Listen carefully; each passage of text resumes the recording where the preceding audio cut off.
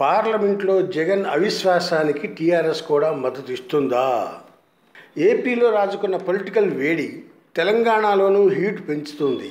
విభజన హామీల కోసం ప్రతి సవాళ్లు చేసుకుంటున్న ఏపీ అధికార టీడీపీ, ప్రతిపక్ష వైఎస్ఆర్సీపీ నేతలకు పవన్ కళ్యాణ్ రిప్లైతో ఒక్కసారిగా పరిస్థితి మలుపు తిరిగింది.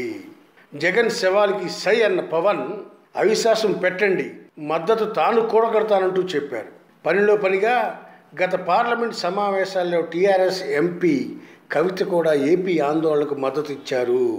కాబట్టి అవిశ్వాసం పెడితే అటు జగన్ ఇటు పవన్ ఇద్దరు పక్కన ఉన్న తెలుగు రాష్ట్రం అయిన తెలంగాణ రాష్ట్ర టీఆర్ఎస్ని మొదట మద్దతు అడుగుతారు.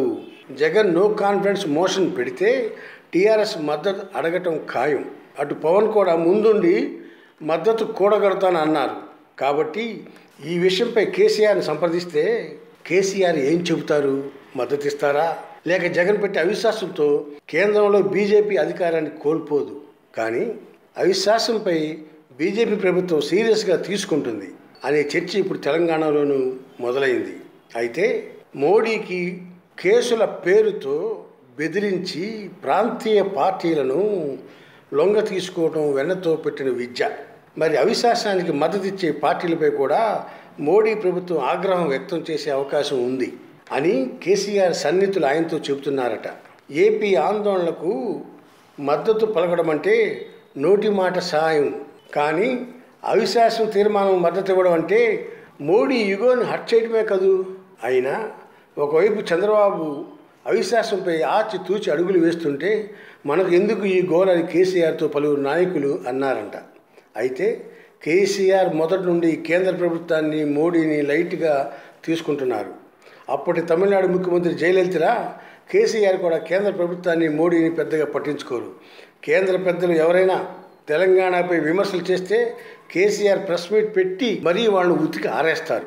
కేసీఆర్లో పోరాట లక్షణాలు ఎక్కువే.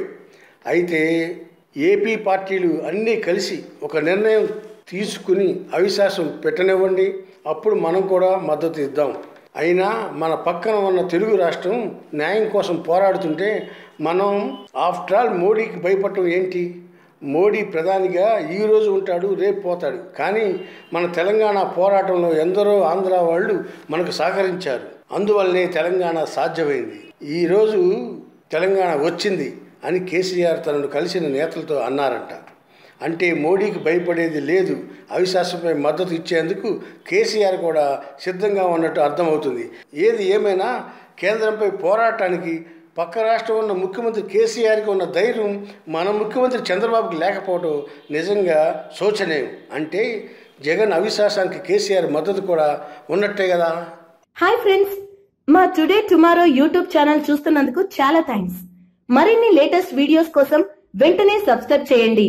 అలాగే ఈ బెల్ ని కూడా రింగ్ చేసేయండి. మా నోటిఫికేషన్స్ అన్ని మీ మొబైల్లో వస్తాయి.